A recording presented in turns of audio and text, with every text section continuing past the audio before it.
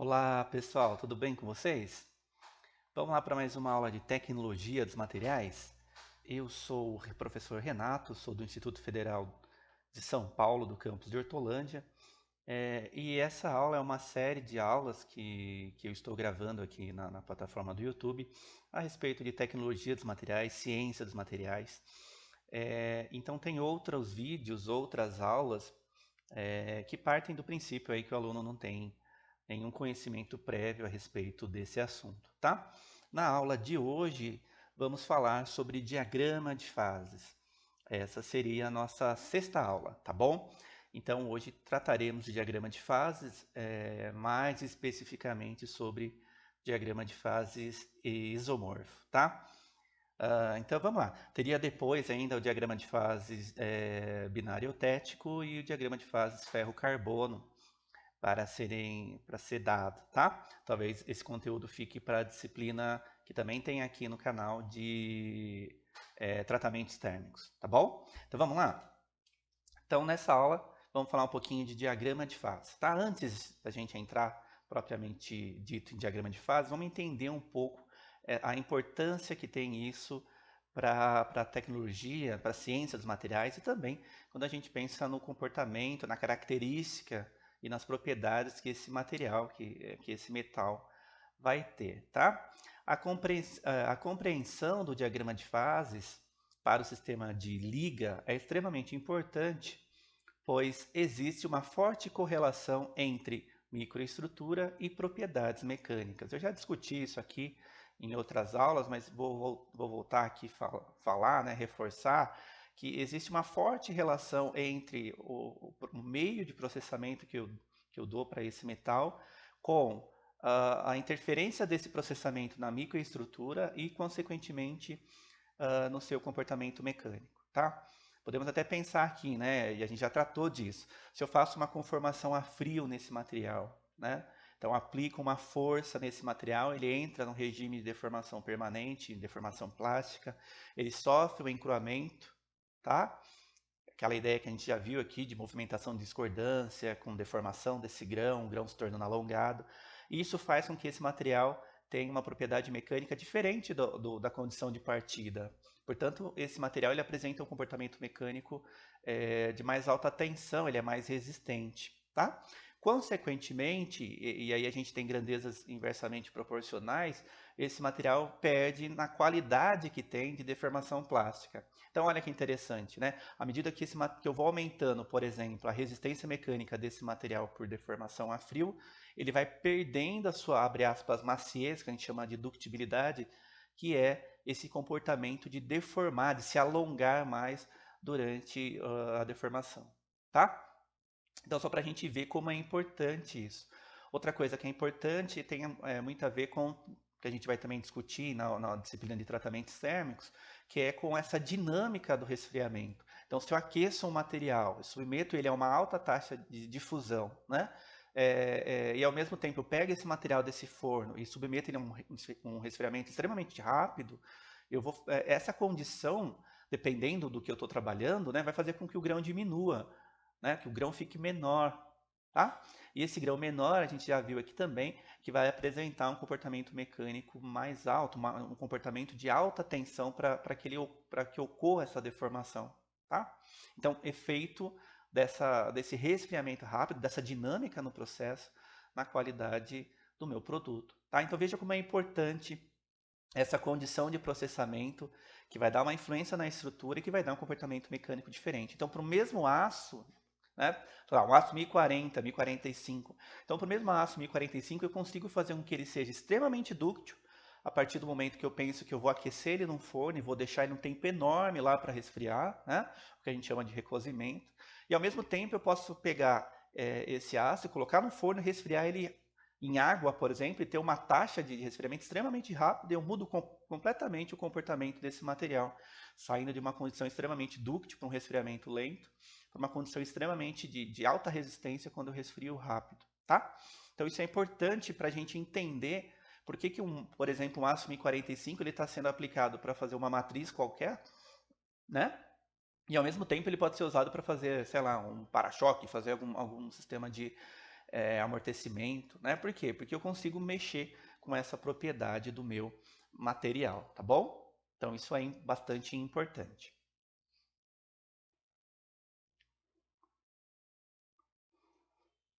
Bom, então o desenvolvimento de uma liga está relacionado às características do seu diagrama de fases. Da mesma forma, os diagramas de fase nos fornecem informações valiosas sobre os fenômenos da fusão, fundição, cristalização e outros. Bom, então qual é a ideia de diagrama de fases, né? Então, diagrama de fases, a gente está pensando que eu vou misturar átomos, né, diferentes átomos, para formar uma liga, tá? E aí, o diagrama de fases, ele nos dá uma prévia do que vai acontecer com relação aos fenômenos que a gente já viu aqui de cristalização, de formação de constituintes, de acordo com a interação que tem esses átomos um com o outro, tá? Se eles têm uma característica, uma afinidade de formação de solução sólida intersticial ou substitucional, ou simplesmente formam uma segunda fase. Então, isso que é interessante do diagrama de fases, né? Porque ele já te dá uma informação prévia, valiosa, com relação a essa condição, né, de formação de constituintes.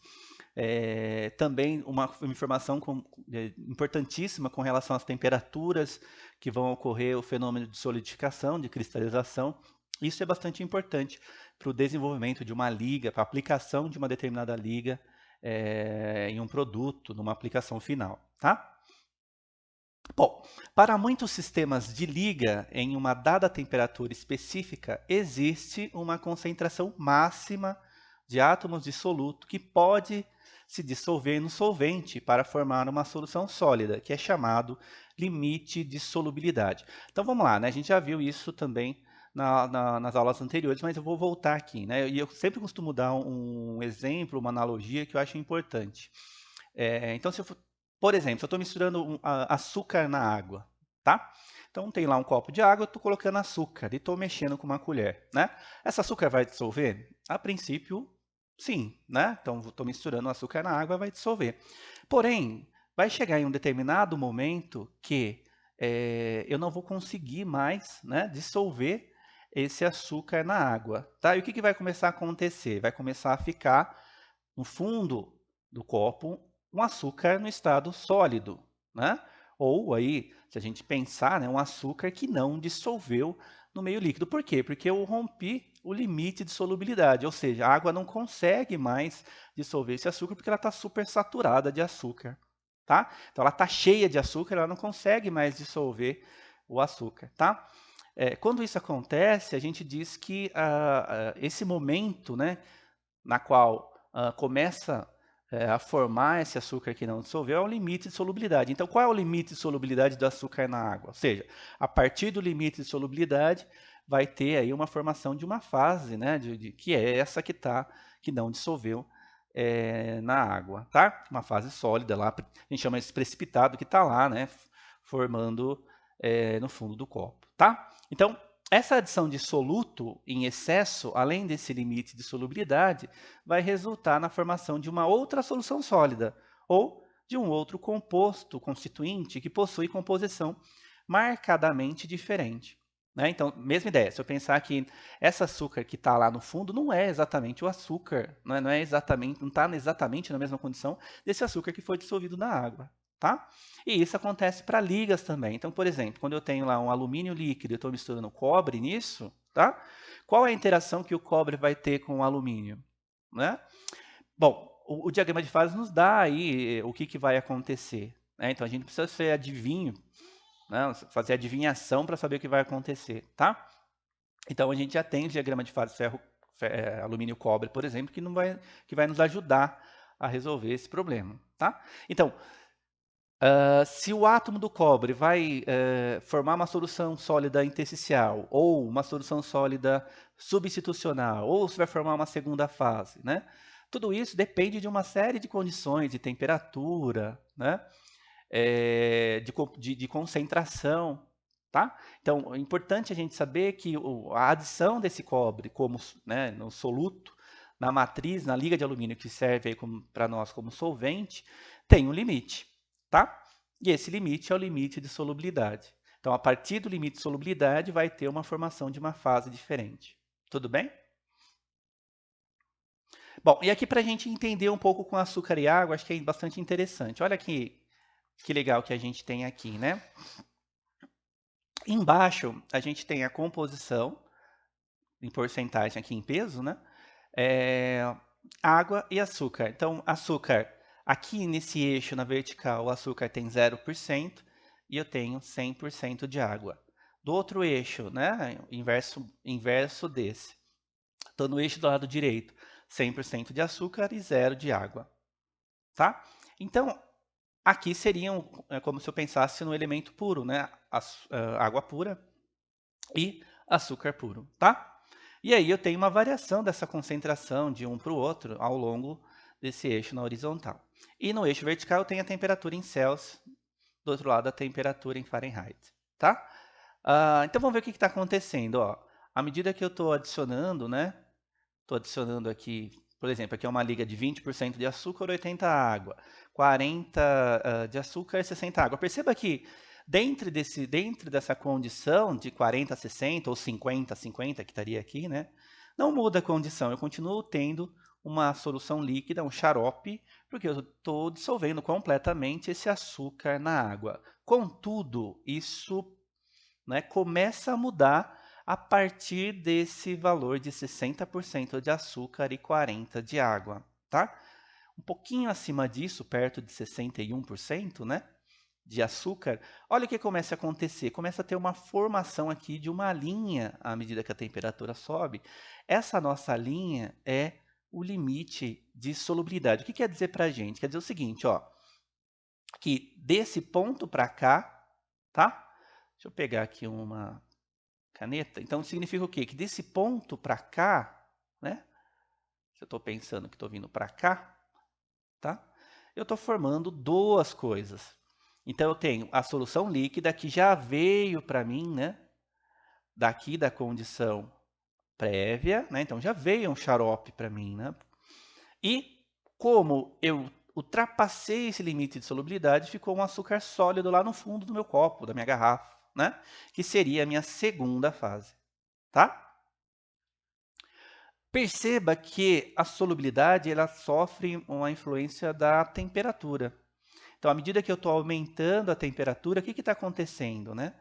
Eu estou aumentando também o limite de solubilidade. Portanto, a temperatura ela favorece né, a solução líquida, que ela favorece esse mecanismo de dissolver açúcar na água. Tá? Então, por quê? Porque ela está jogando mais para frente, né?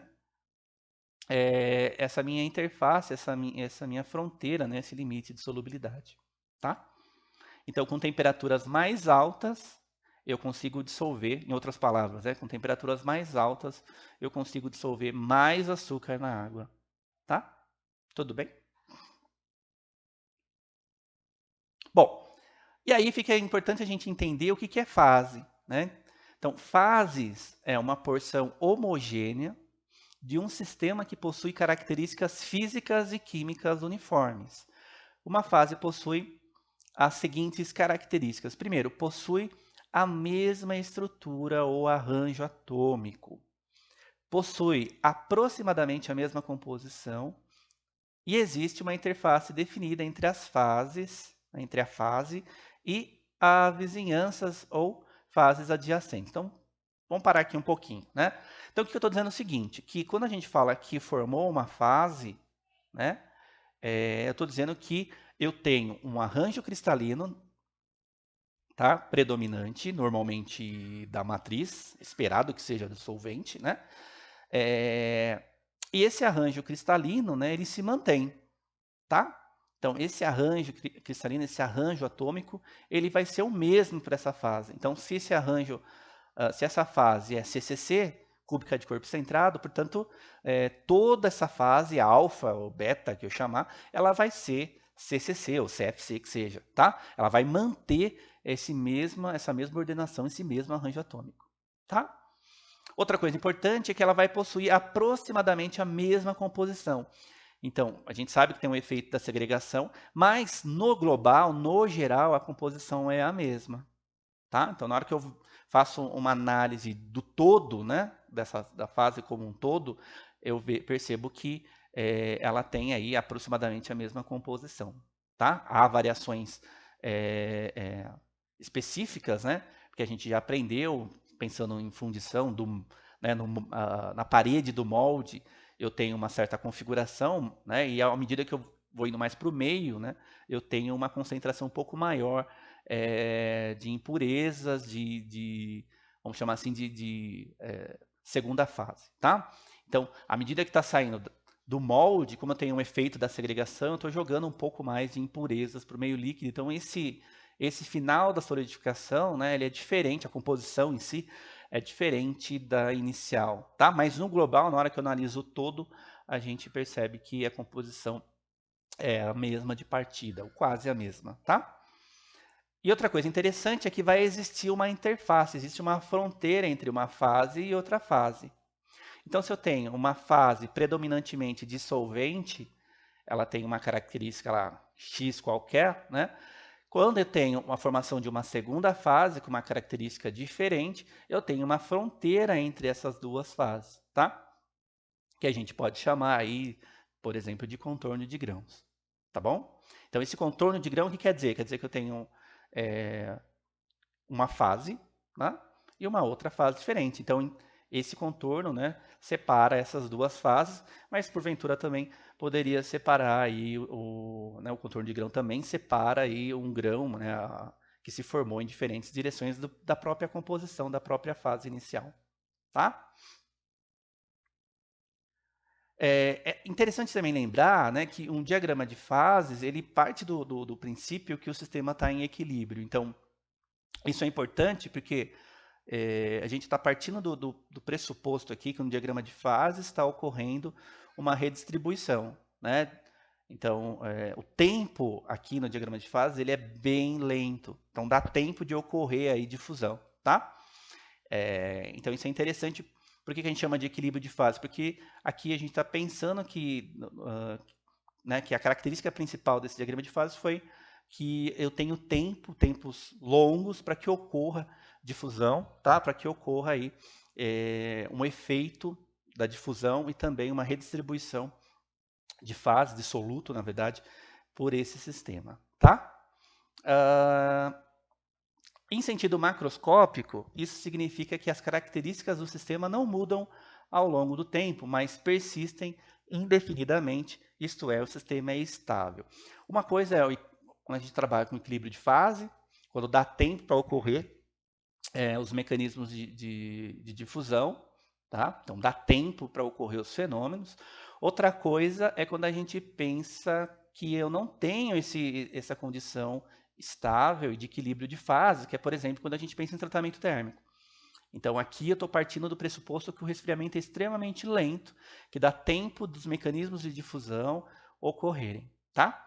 Agora, diagrama de fases, a gente vai, tratamento térmico, que a gente vai estudar um pouco mais para frente, eu estou partindo do pressuposto completamente diferente, na qual eu tenho uma questão dinâmica muito forte, então esse equilíbrio de fases aqui não funcionaria para, por exemplo, um tratamento térmico na qual eu faço um resfriamento em água, né? Já não funcionaria, eu teria que partir para para uma outra análise, um outro tipo de diagrama, um outro tipo de curva, na verdade, né? Para conseguir analisar, tá? Bom, a gente pode pensar em equilíbrio de fases de três maneiras. A primeira aqui, né, as três formas da água seriam gás, líquido e sólido, representando em fases diferentes. Aqui dá para a gente ver, né, três fases, né? Fase líquida, fase sólida e fase gasosa, né?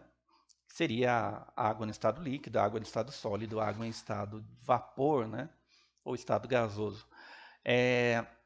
Teríamos do B água e álcool, que possuem uma solubilidade ilimitada. O que quer dizer, pessoal? Quer dizer que, no caso de eu misturar água com álcool em qualquer proporção, ele vai se misturar. Não importa se eu tenho 90% de álcool e 10% de água, ou o inverso, essa mistura sempre vai ocorrer. Portanto, a gente chama isso de solubilidade ilimitada. Isso também ocorre para metais, tá? Então, para algumas ligas, tanto faz a concentração de soluto e solvente, ou se eu inverter, né, vai ocorrer uma solubilidade limitada. Em C, água e sal que possuem solubilidade limitada, que está aqui, né? Então, mistura até um determinado momento e depois precipita, depois vai para o fundo, né? Não tem mais essa mistura, tá? Então, uma solubilidade limitada. E eu tenho água e óleo que não possuem solubilidade nenhuma, então a solubilidade aqui não ocorre, tá? Não mistura um com o outro. Então, essas seriam as possibilidades, tá? Bom, então o diagrama de fase ele vai ser útil para prever as transformações de fase, ou seja, entender em que momento está sólido, em que momento está líquido, em que momento está sólido mais líquido, tá? Outra coisa importante, né, que podem apresentar aí caráter de equilíbrio ou ausência de equilíbrio. Então eu vou conseguir ver as transformações de fase e as microestruturas resultantes que podem apresentar caráter de equilíbrio ou também ausência de equilíbrio. Os diagramas de fase ou equilíbrio representam a relação entre a temperatura e as composições e a quantidade de cada fase em condições de equilíbrio, tá? Então, aqui no diagrama de fases, a gente está partindo do pressuposto que eu estou trabalhando com uma condição de equilíbrio, ou seja, na qual eu já comentei aqui, na qual dá tempo para ocorrer os efeitos de difusão para uma redistribuição de soluto, para a formação das fases. Tá? Dá tempo de ocorrer transformações da fase. Quando eu parto para um caráter mais de ausência de equilíbrio, processos mais dinâmicos, não exatamente vai ocorrer esses fenômenos, essas formações desses constituintes que a gente está analisando aqui, tá? Bom, e aí a gente vai ver o nosso primeiro sistema, que é o sistema mais simples possível, né? Que a gente chama aqui de sistema isomorfo binário, tá? Então, a gente vai ver aqui um sistema cobre-níquel, então estou formando uma liga de cobre e níquel. A gente vai começar a dar nome para essas fases de formação, então aqui eu vou chamar de fase alfa, uma solução sólida substitutiva que contém átomos de cobre e níquel e que possui uma estrutura cristalina CFC.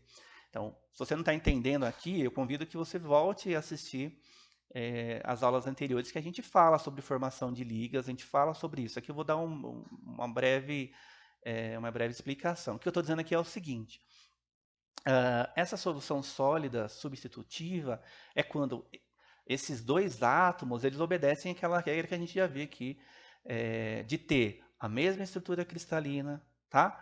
De ter o raio atômico muito próximo, valência e eletronegatividade próximas. Então, em outras palavras, a bolinha, né, do átomo de cobre e a bolinha do átomo de níquel, elas não são tão diferentes assim, elas são próximas e na tabela periódica também estão próximas.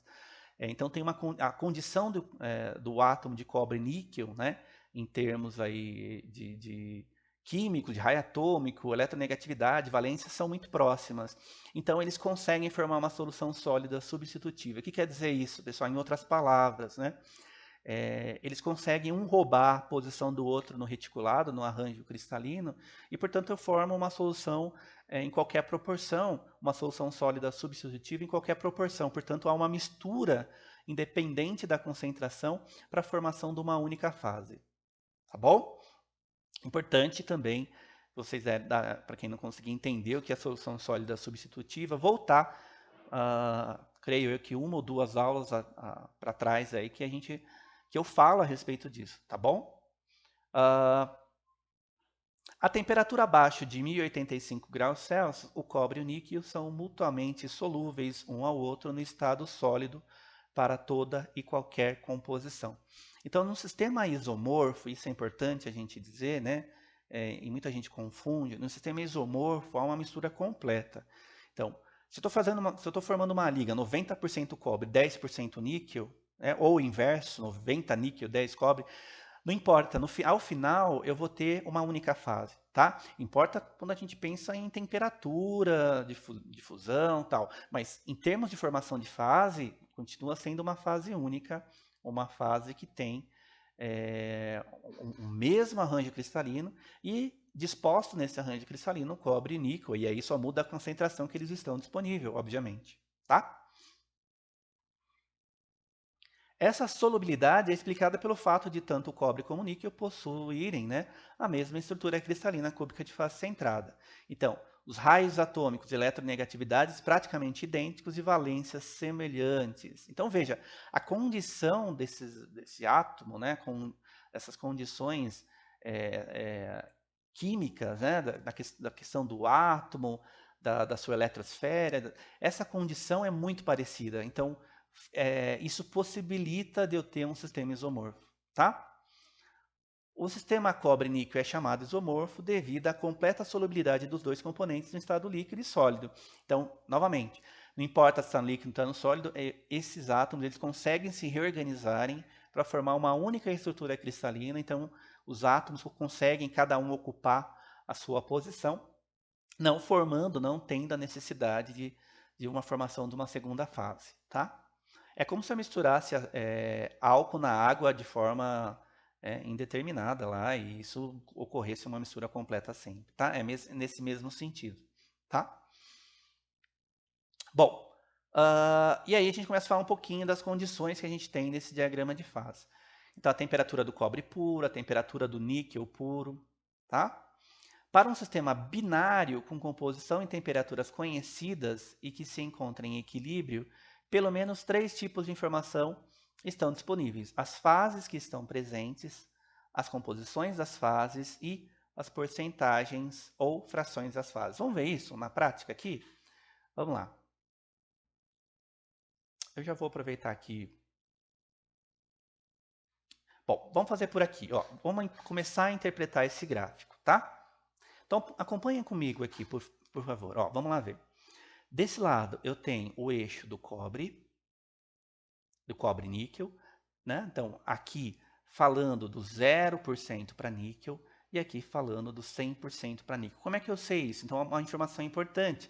Eu vou sempre olhar aqui nesse eixo na horizontal, esse eixo X, de que elemento eu estou falando, tá? Então, aqui eu estou falando a porcentagem em peso para o elemento níquel, tá? Normalmente, sempre vai ser o elemento que está à minha direita, tá bom? Então, esses valores que estão aqui correspondem ao níquel.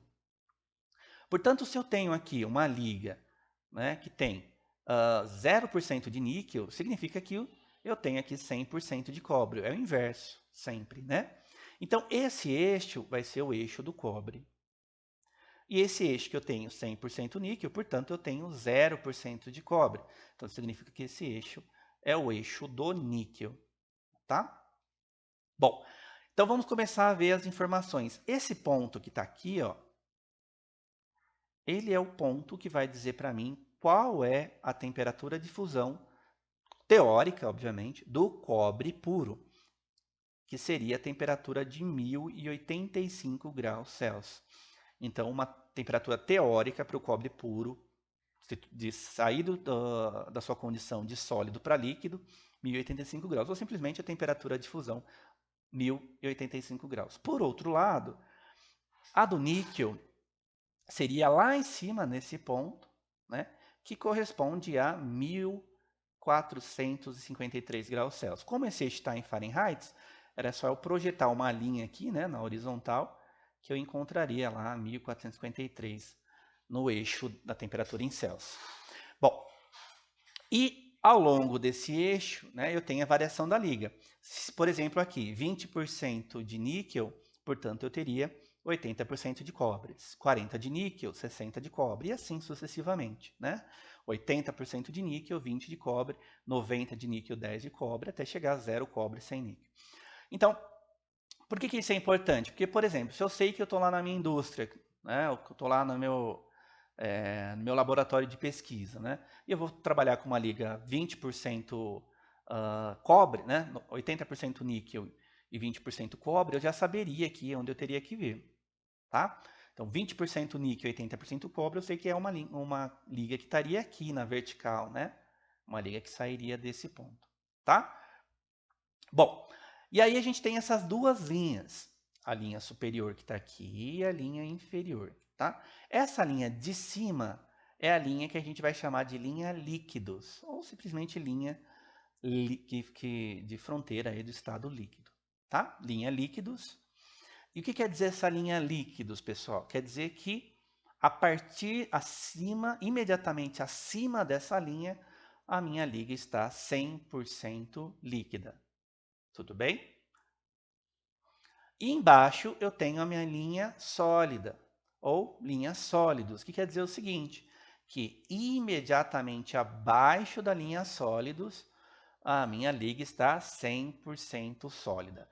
Aí você pergunta, tá, mas e o que tiver aqui dentro dessa região de sólido e líquido?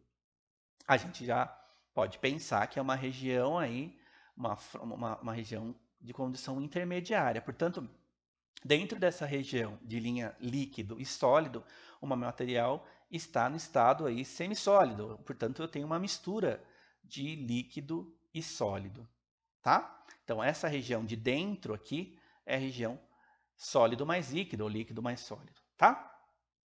Então, estaria presente, já tem imediatamente abaixo dessa linha, né? Já tem uma formação de sólido, tá? E muito líquido. À medida que isso vai descendo, né? Isso vai se invertendo, vai ficando menos líquido, mais sólido, menos líquido, mais sólido, até ficar 100% sólido imediatamente abaixo dessa linha, tá? Então, é importante isso. Isso aqui, a diferença de temperatura entre a T líquidos, que é a linha líquidos, temperatura da linha líquidos, e a T sólidos, que é a temperatura da sólidos, a gente chama de intervalo de solidificação. Então, qual é o intervalo de solidificação de uma liga? É como se eu pego, então é simples, eu pego a temperatura da líquidos menos a temperatura da sólidos, né? Sei lá, 100 graus, 80 graus Celsius, isso seria o intervalo. Seria a mesma ideia se eu pensar assim, quantos graus eu tenho que diminuir ou aumentar, né? Para passar por esse estado semissólido, tá? Para passar por esse intervalo de solidificação. Também é importante. Tudo bem? Bom, na região líquido, a gente sabe, imediatamente acima da linha líquidos, a gente sabe que está 100% líquido. Imediatamente abaixo da linha sólidos, a gente sabe que está 100% sólido. Agora, como que a gente faz para saber qual é a porcentagem de sólido e líquido na região, né, no intervalo de solidificação? Daí a gente vai ter que aplicar a regra da alavanca, tá? Que é uma conta bem simples que a gente faz para determinar quanto que eu tenho de fase sólida e fase líquida aqui dentro, tá? Bom, olha aqui, pensando aqui por outro lado, né? A gente sabe que no líquido os átomos não têm uma ordenação, então eles estão dispersos ao acaso. Quando ele começa a solidificar, começa a ter um embriãozinho formando que está ordenado, formando um arranjo cristalino, tá? Esse arranjo cristalino, aqui no caso CFC, né? Ele começa então a partir do momento que a temperatura, a partir do momento que eu tenho condições termodinâmicas favoráveis, né? E aí ele começa a solidificar, ele começa a crescer, cristalizar, né? À medida que eu estou diminuindo essa temperatura, tá? Ao passo que quando eu termino tudo isso, né? Quando eu passo pelo intervalo de solidificação, eu tenho 100% de átomos solidificados ou ordenados, formando um arranjo cristalino CFC, tá? Então aqui só forma uma fase, que é a fase alfa. Essa fase alfa é uma fase CFC que vai possuir átomos de cobre e níquel, né? Em proporções aí de acordo com a liga que eu formei, tá? De acordo com a liga que eu estou trabalhando, tá bom?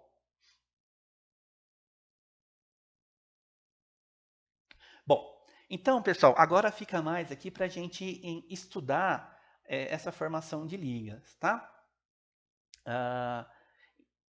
Então, eu vou gravar aqui no próximo momento, né? Como que a gente interpreta isso? Como a gente faz uma análise de um resfriamento da solidificação de uma liga, tá? Então, eu prefiro fazer isso escrevendo, né, num papel, do que fazer aqui no PowerPoint tentando fazer com o mouse, que é muito mais complicado, né, de conseguir ter aí de conseguir escrever, de colocar números, tá? Bom, para a gente acabar, e aí fica para a próxima, para um segundo momento aí, essa gravação na qual a gente vai analisar essas ligas isomórficas por meio do resfriamento, tá? Então, a gente vai analisar a informação de uma liga, então a gente vai fazer um estudo desse resfriamento, tá? Mas só para complementar aqui, a gente vai ver a questão da região monofásica, que é a leitura direta no diagrama de fases, e a leitura bifásica, que é a regra da alavanca. Então, o que está dentro do intervalo de solidificação, eu uso a regra da alavanca para determinar quanto que eu tenho de sólido e de líquido. E acima da linha líquidos e abaixo da linha sólidos, portanto 100% líquido ou 100% sólidos, eu não preciso fazer isso, tá? Por quê? Porque eu sei que vai estar 100% líquido ou ainda sempre, né, abaixo da linha de sólido, 100% sólidos, e o que vai mudar apenas é a composição que está esse sólido, composição química que está o sólido ou o líquido, né? Dependendo da liga que eu estou trabalhando, tá? Outra coisa importante é as propriedades mecânicas, né, que essa liga vai ter em função da composição química. No caso da liga cobre-níquel, que a gente vai analisar daqui a pouquinho aqui, é interessante que à medida que eu estou adicionando aí mais níquel, né, essa liga ela vai ter um comportamento, um limite de resistência aumentado. Então, o limite de resistência aumenta à medida que a porcentagem de níquel aumenta, tá? Porém, em um determinado momento, que é aproximadamente perto de 60, ela volta a cair. Tá? Então, olha que interessante, não é simplesmente assim, o níquel tem uma temperatura de fusão maior, né? Então, à medida que eu vou colocando níquel na liga, a liga vai ficando mais resistente. Não é exatamente isso. É verdade até 60 e depois há um decréscimo dessa resistência à tração comparativamente a essa condição de máxima resistência. Tá? Como é que é feito isso? O pessoal foi pesquisando isso, né? Foi formando vários lingotes, né? Vários lingotes, e depois usinando, fazendo pecinhas de tração, para ensaios de tração, e foi analisando esse comportamento mecânico que esse corpinho de prova com composição diferente tinha, né? E aí montou esse gráfico, tá? Por outro lado, também, como são grandezas inversamente proporcionais, o alongamento ocorre também um efeito parecido. Ele é pequeno, né, quando eu tenho muito cobre, e à medida que eu vou pondo níquel, né, esse alongamento ele é grande quando tem só cobre, à medida que eu vou pondo níquel, esse alongamento vai diminuindo até um certo limite, também por volta aí dos 60, né, e aí esse alongamento volta a crescer. Tá? Então, o que a gente pode pensar aqui? Que uma liga que tenha por volta de 60% níquel e 40% de cobre seria uma liga que apresenta maior resistência mecânica com o menor alongamento. Se, porventura, essa liga vai ter uma aplicação nesse sentido, que precisa desse comportamento, essa seria uma liga ideal. Tá? Tudo bem? Bom,